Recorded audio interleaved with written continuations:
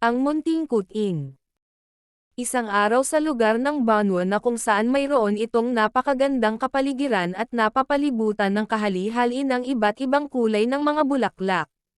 Dito nanirahan ang pamilyang Daklo, sila ay may mga alagang hayop tulad ng aso, pusa, kambing, kalabaw at manok. Ngunit sa pagpapasyang lisanin ang baryong Banwa, binenta nila ang kambing, kalabaw, manok, at maging ang kanilang aso.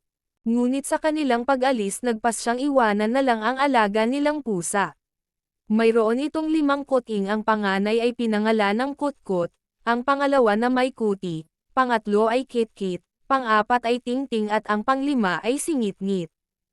Pagkalipas ng ilang oras at madilim na, nagsimula ng magingay at umiyak ang mga kuting at maging ang kanilang ina. Sapagkat nakararamdam na ng gutom ang ina at maging ang maliliit na kuting nito. Kaya't umalis ang ina at naghanap ng makakain. Ngunit bago pa man umalis ang ina, binilin niya sa kanyang mga anak na, "Mga anak, dito lang kayo, huwag kayong lalabas at ako'y maghahanap lamang ng ating makakain. Kutkut, bilang panganay, bantayan mo ang iyong mga kapatid."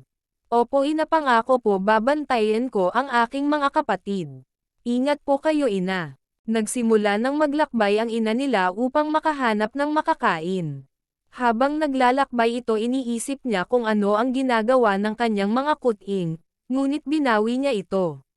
"Siguro naglalaro ang aking mga kuting at naghihintay na sila sa aking pagbalik, kaya kinakailangan na bilisan ko sa aking paghahanap ng makakain."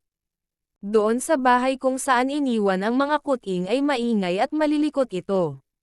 Dahil sa kalikutan nila, muli nakaramdam sila ng gutom at pagkauhaw. Agad naman nagsalita ang panganay na si Kutkut. "Kuti, Kikit, Tingting, at Ngitngit, huwag kayong lalabas ng bahay kahit anong mangyari sapagkat ito ang bilin sa akin ng ating ina." "Opo ate, hindi po kami lalabas at hihintayin lamang po namin ang ina," sagot ng apat. Ngunit sa kabila ng pagsang-ayon nila sa kanilang panganay na kapatid, mayroon palang susuway sa ipinagbilin ng kanilang ina. Ang ganda ng buwan, tila napakaganda sa labas ng bahay at mamasyal sa gitna ng naggagandahang bulaklak na iyan. Bulong ni Tingting sa sarili na may halong pagkasabik at pagkatakot sa kadahilan ng malalabag niya ang bilin ng kanyang ina. Ngunit hindi pa rin nagpatinag si Tingting sa kanyang konsensya. Walang alinlang ang lumabas ng bahay ang munting kuting, dahil walang nakapansin na lumabas ng bahay si Tingting. Masayang-masaya siya dahil hindi siya nakita ng kanyang mga kapatid na lumabas ng bahay. "Wow! Napakaganda!" Bulong ni Tingting sa kanyang sarili na manghang-mangha sa magandang paligid at maliwanag na buwan. Patuloy ang paglalakad ni Tingting sa kalagitnaan ng mga naggagandahang bulaklak. Ngunit hindi nito namalayan na malayo na pala ang kanyang nararating mula sa kanilang bahay. "Meow! Meow! Meow!"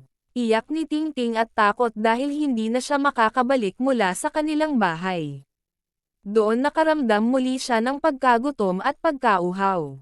Umupo si Tingting sa ilalim ng isang puno, takot at hinang-hina ang katawan. "Kung sana nakinig ako sa bilin ng aking ina na hindi lalabas ng bahay, nakakain na ako ngayon at natutulog sa tabi ng aking ina at mga kapatid." Kinakausap ang sarili na may pagsisisi sa kanyang ginawang pagpapasya. Kinabukasan, maagang gumising at sigaw ng sigaw ang ina ni Tingting upang hanapin ang munting kuting sa bahagi ng mayabong na naggagandahang bulaklak. "Meow! Meow! Meow!" Sigaw nito na tila hinahanap ang kanyang nawawalang kuting na si Tingting. Doon sa mayabong na bulaklak malapit sa katapusan ay nakita nito na naroon si Tingting na nakahiga at hinang-hina.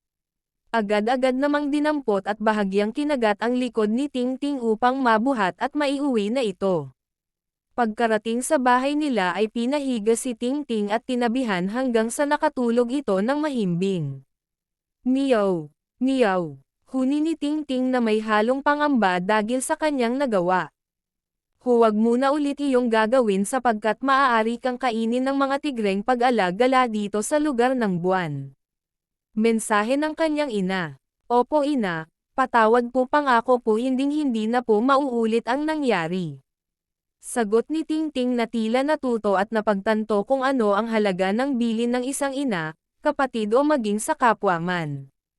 Mula noon, mas nagpakabait pa si Tingting sa kanyang kaisa-isang ina na walang ibang iniintindi kundi siya at ng kanyang mga kapatid.